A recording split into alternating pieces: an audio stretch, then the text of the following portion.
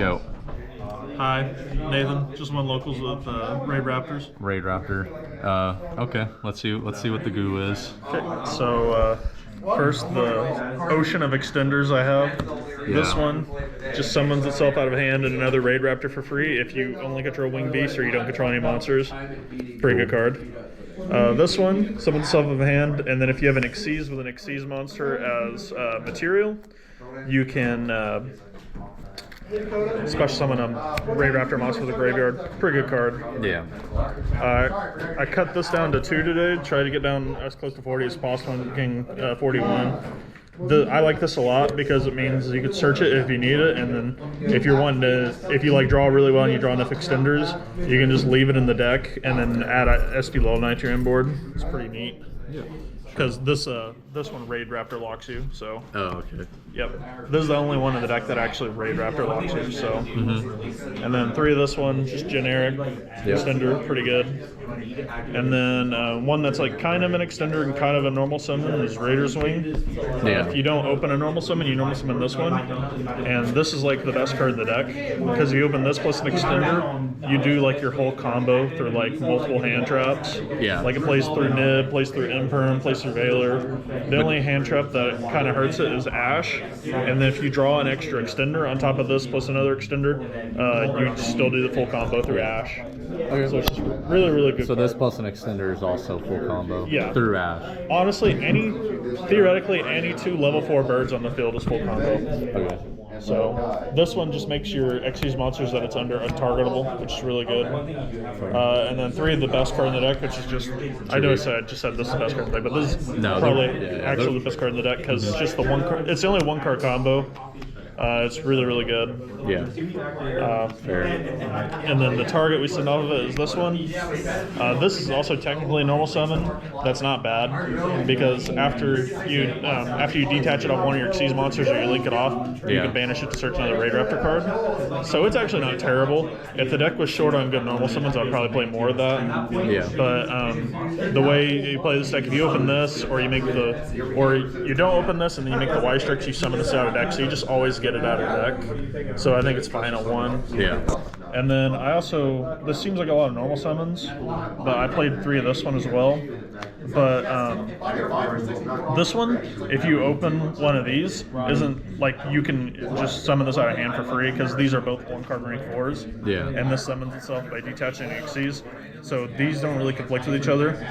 These kind of conflict, but if you open an extra extender, you can search a way to get them both out of your hand. So like it really only hurts if you open just these 2. So like I think it's completely fine. And then the biggest reason why I played this is because this actually, if you can get access to 4 bodies, you can actually put up a Towers monster and a Field Wipe under Shifter. And this is just half of that by itself because I also play the Pain, and then this one. This is the worst card in the deck, but because I can't make Raiders Knight, but it's still really good because of that combo I just mentioned. And then also you want to play this so that if you draw these 2 together, you can get this out of hand by summoning 4 Strix off of this.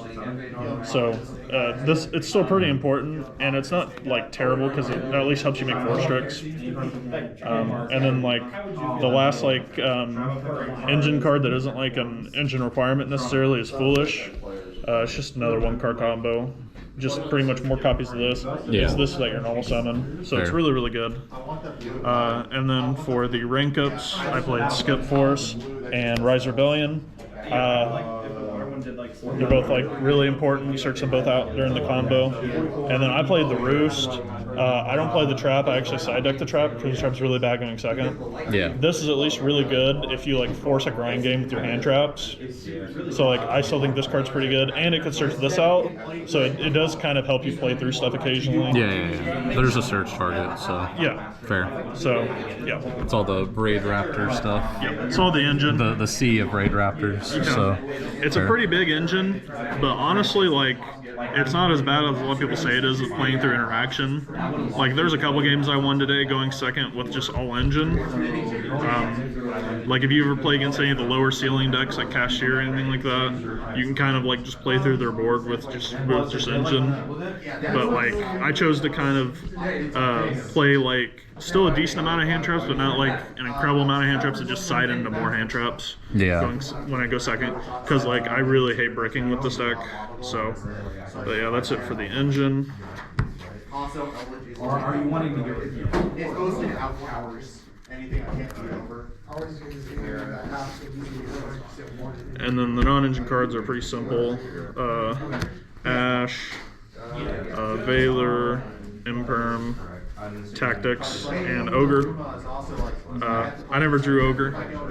He should not have played this, but the rest of these cards are really good. This was amazing. I'm not gonna cut this again. It was good at 2 though. I don't think I'd play 3. why was it good? There was just so many times where I got hand trapped. You drew 2. And if I didn't have that extra extender, I would draw 2. And this deck is literally like, there's not that many like bricks in this deck. So it's literally all like non-engine and extenders. So you can draw 2 into like 2 hand traps and just stall them, or draw 2 into extenders. And then if you can keep playing through the hand trap, you can just use this to rip a card out of their hand. And this deck also, almost every single time, will play through 1 hand trap. So like if you're doing your play and you get hand trapped and the tactics look and they have a second one, you can rip it and just full combo through it. Fair. So it's really, really good. There's not really too many like good things to do with it going second, which is the biggest problem I thought. But I think just like going first is really good. It's one of the cards you side out for more hand traps going second though. Yeah, except for the main deck. Side deck. Nib. Probably going in the main over the ogres. He was just testing it, the ogres for locals, but yeah. Bell was really good against Voiceless. So was Droll. And then Dark Ruler, because I wanted something for like, I wanted just more for Voiceless. This card's also really good against Pure Snake Eyes. Yeah, it's not bad. Yeah, it's just a solid card just for more coverage. And then the backer removal. These were amazing, especially against the voices you play against. They're really good. And then last card's this. This is just Hot Red Dragon Archfiend Abyss and a trap card. You search it off the Roost. So it's here to play around cards that hurt you, like evenly matched, and like Typhon can kind of hurt in some instances. So like having searchable out to those cards is really nice. Fair.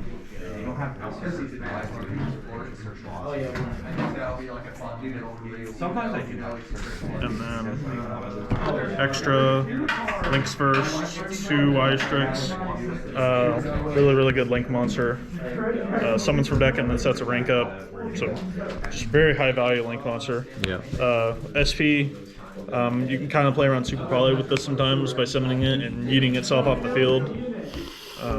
So it's pretty important for that. And then I also like kind of want something I can link it to with stuff I take from Tactics.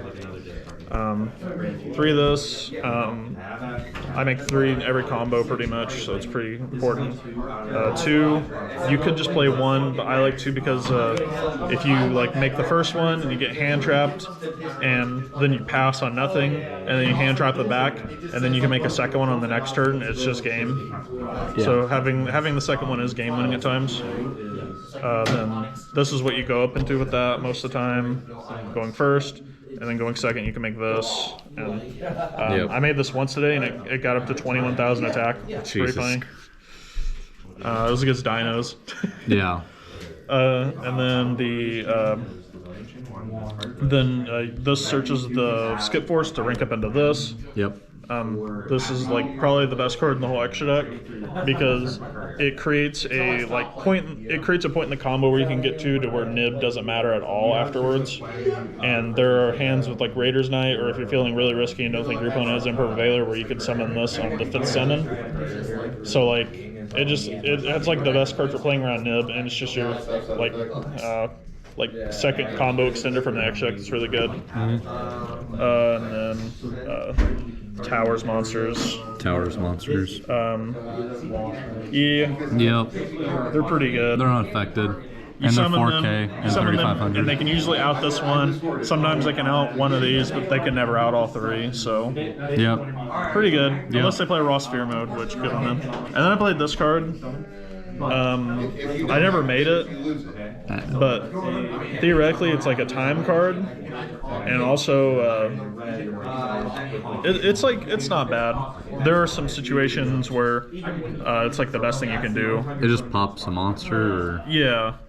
Honestly, you should probably just play Typhon instead, but I just wanted to play it today because I found it. It's pretty cool. But, yeah, it's a time card. Yeah. So why not just play Typhon inside that? Well, really, if I'm being 100% honest, its main purpose isn't even time.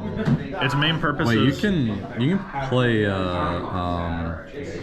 what's that wing beast called? There's a The wing napalm? beast. Yeah, you could play Yeah. that, can't you? Just play that. The thing is, you don't even need to do that. If you can get to this, Yeah. which almost every single hand gets to this burns it for 1,000 in the end phase.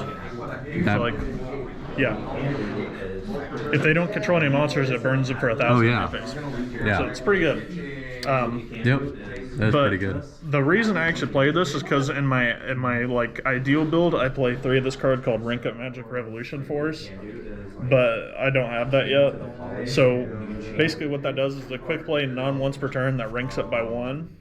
So like say they like imperm this, this effect to search a rank up, you can go revolution to summon this on top of it, and then this will resolve circuiting a second revolution, and then you can revolution this on top of it. So it just creates like more ways to play around imperm, and that card also kind of increases your ceiling and grind, because you can just continuously set it off of this if you play 3, and like it gives you an extra thing, like an extra rank up to search off of this if you want to. But No, the airport Yeah. keeps making it open. I mean, Fair. except for the deck. It's got a lock, not a latch. Alrighty. Well, thanks for the profile. No problem.